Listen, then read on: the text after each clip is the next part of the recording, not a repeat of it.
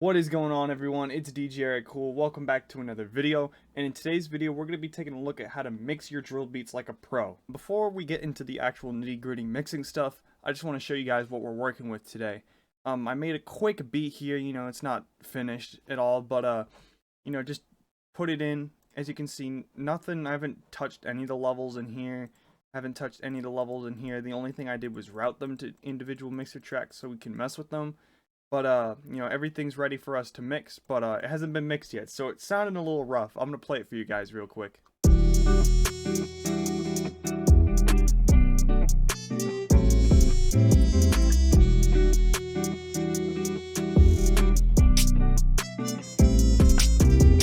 So this loop is made by myself and my friend Kyle, so shout out to Kyle. He's on the guitar there. He's really dope, but the drums, they got potential, but the mixes sound really muddy. It's, quite frankly, it just sounds like shit, like, quite frankly. But we're gonna fix this. I'm gonna show you guys how to fix it. And the reason I chose to use a loop is because I know a lot of you guys use loops. If you do make your own melodies and stuff, you can apply these mixing techniques to that as well. I just want to bring up a few points that you guys should think about. You gotta have some sort of speakers or high quality headphones if you want a good professional mix. Like, if you got presets or something, you could achieve a decent mix on, maybe just a laptop speakers or just some cheap headphones or earbuds, but you're going to want some good studio quality speakers. They don't need to be super expensive. You could probably get a decent set for 100 to 200, which isn't crazy because some of the speakers run up to upwards of like 1,000 or so. I'm pretty sure the ones I got were 200 tops, and I got them like 3 years ago, so they still work really good. But you don't need to go too crazy on the speakers, but just make sure you have something good to mix on. Secondly, good mixing isn't gonna make like a bad beat sound good. Like, it can make a good beat sound better, but it's not gonna make a bad beat sound good. So make sure you got the fundamentals down before you go in and start diving into the mixing and stuff, and make sure your beat is good. And also, following that same train of thought, make sure you got good sounds, because if you got bad sounds, a mix isn't going to make a whole lot of a difference in how your beat's going to sound overall. That's some general housekeeping stuff. Let's jump right into mixing. I'm going to go over to the mixer here, and let's start with the melody, which stands out. It's highlighted in purple. And what I like to do with my melodies is I like to cut out the low end here. If I come over and solo the melody,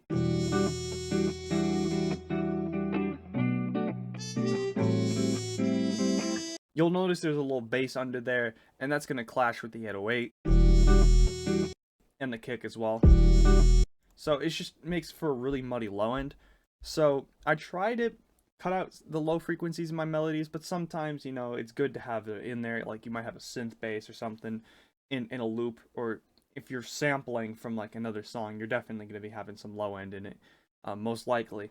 But if I pull up the EQ here, I'm going to be using all stock plugins too for this tutorial. There's better plugins out there, you know what I'm saying, but I just want to demonstrate that you can get the job done with stock plugins.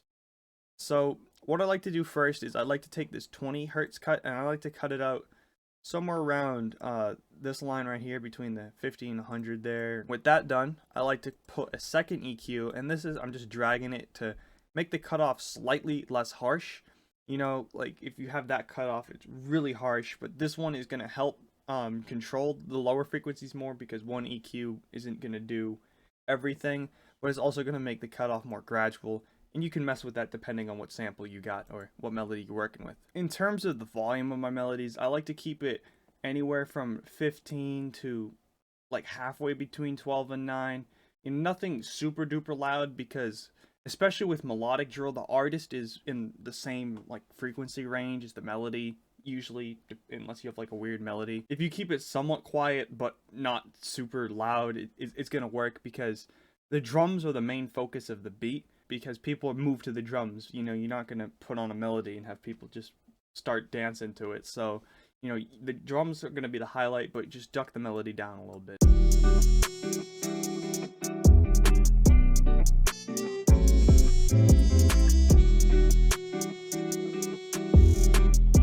Alright, so now that we got that done, I'm going to move on to the kick.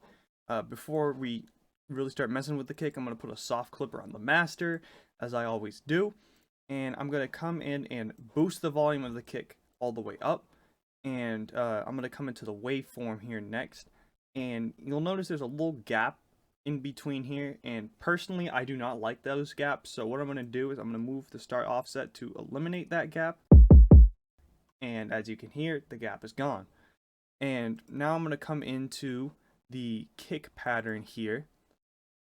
And I'm going to put the velocity all the way up on all of them, which will further increase the volume. And I'm also going to pitch the kick down a little bit. I saw this on Dixion95, I think that's how you pronounce it, on his channel. So shout out to him. Some of these tips I took from his video, so definitely go check him out. Now that we have the kick pitched down and turned up, we can mess with the levels a little more, but it's going to sound more punchy and it's going to hit more.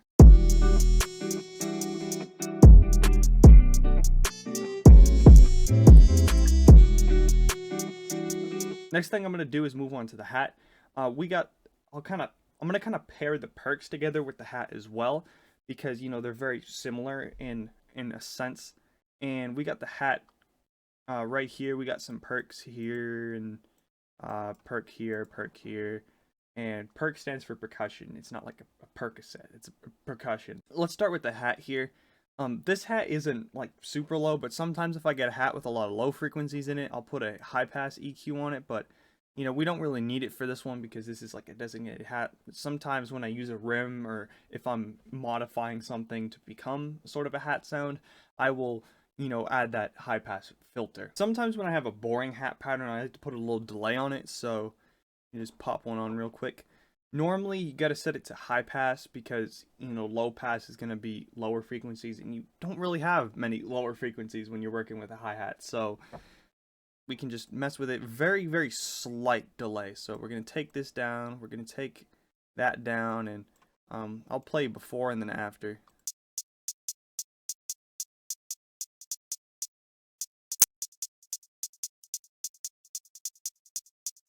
So it adds like a little bounce. It's really a personal preference. I'm not going to use it this time, but if you want to make it sound a little more spicy, if you're not doing a crazy amount of perks or have crazy amount of rolls or whatever, you know, delay can be a good substitute. Now I'm just going to mix hat in with the perks, and it's very similar stuff with the perks too. You can put those high pass frequencies on there if you got a perk with a lot of like lower, you know, frequencies on there.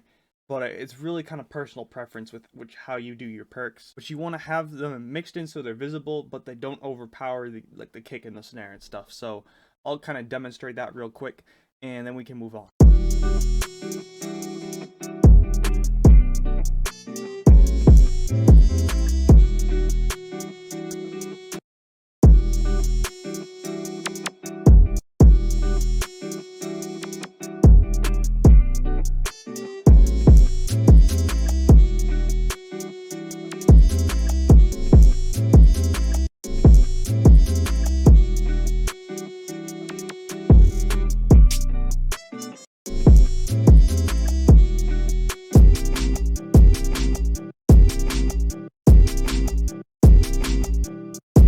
So a good example of something that might need a high pass filter is this, because I pitch it down here and just slap something on, and that way it's not really clashing with anything else. And then this bug repellent perk might need it too.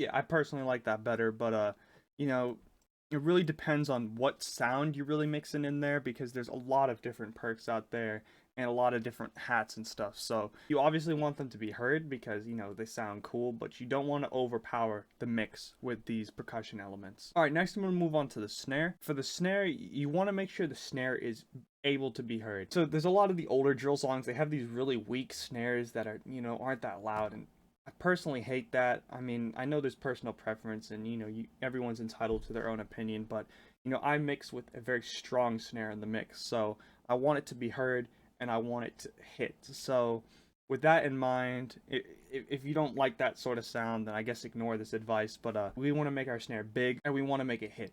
So for that, I just like to turn it up, basically.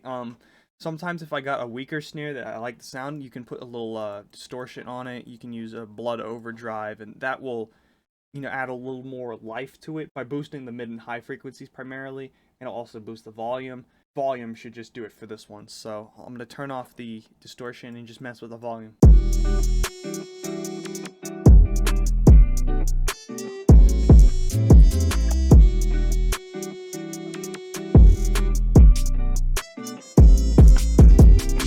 Now that we've sort of like decluttered the beat, I'm going to go back to the melody and put some reverb on it, especially with samples and loops.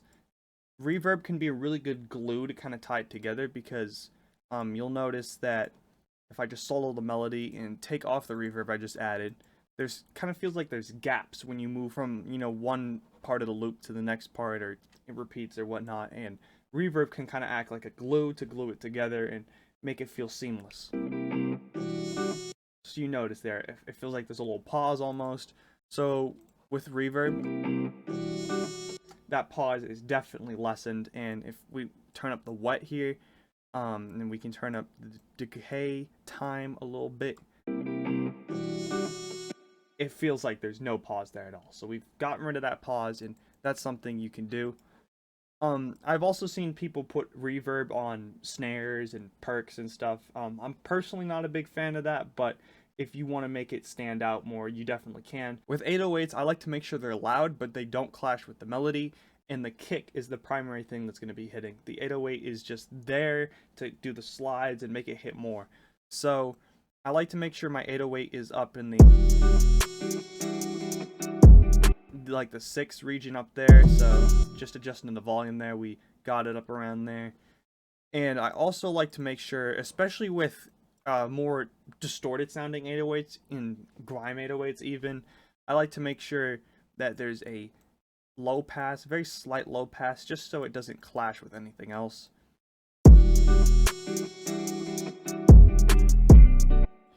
And I also like to put a second EQ on normally, just to cut out the super low frequencies, because once you get below the sub, you just get ugly low frequencies, and nobody likes any ugly frequencies. So just, again, that 20 hertz 18 kilohertz cut, and just drag it up to around maybe 30, 35, 40, 50 hertz, just 30 to 45 if you want to be specific, but just to cut out those lower ugly frequencies. And it really depends, because some 808s won't need this cut, but just it's good practice to put it on. Be careful with your high pass filters on here though, because you don't want to make them too drastic, because the slides slide up into these mid frequencies a lot. But you also don't want to have the 808 sort of overpowering in the mix, taking up all the space in the frequencies. So a very slight subtle EQ normally gets the job done, but there are exceptions, as I said. So, play it by ear and do what you think sounds best. Alright, so with all the elements of that mix done, I'm going to move on to show you guys almost a little bonus tip. I'm going to show you how to make that iconic drill gunshot sound. So, first you're going to need a gunshot, and I got this one here. I guess the loop points are on, so I'm going to turn the loop points off. I'm going to turn that time dom down, and it just sounds like a normal gunshot. But to get that classic effect, first I'm going to put it in here and route it so we got that sort of fading out, like echoing.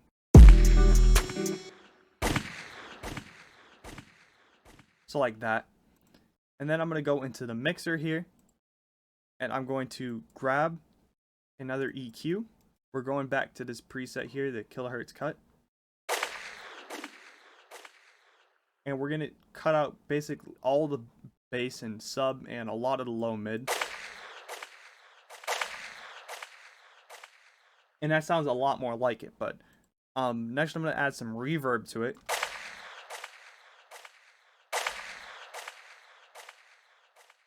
You can really go ham with how much you want to cut out. You can bring it up to like all the mids out if you really want to, but I'll just kind of leave it here just to be in the middle. A lot of drum kits come with it cut like this already, but if you want to take your own gunshot and achieve a sort of similar sound, that's how to do it.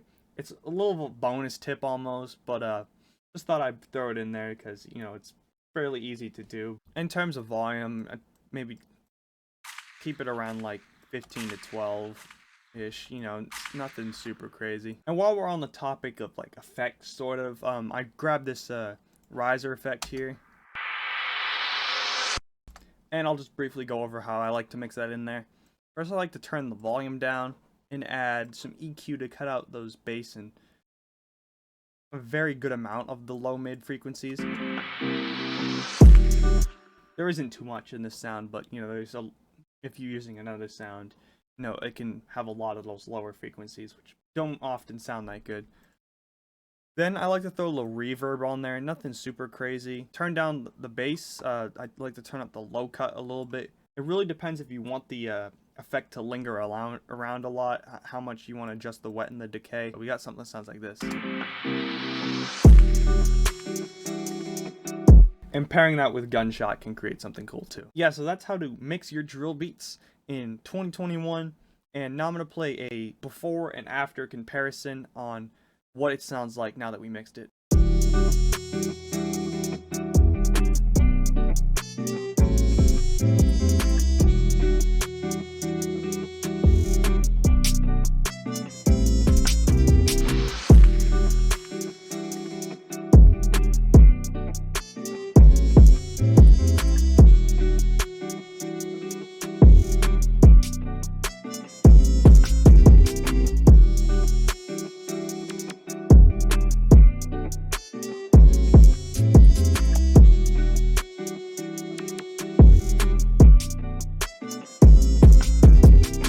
So as you can hear there, it's sounding a hell of a lot better.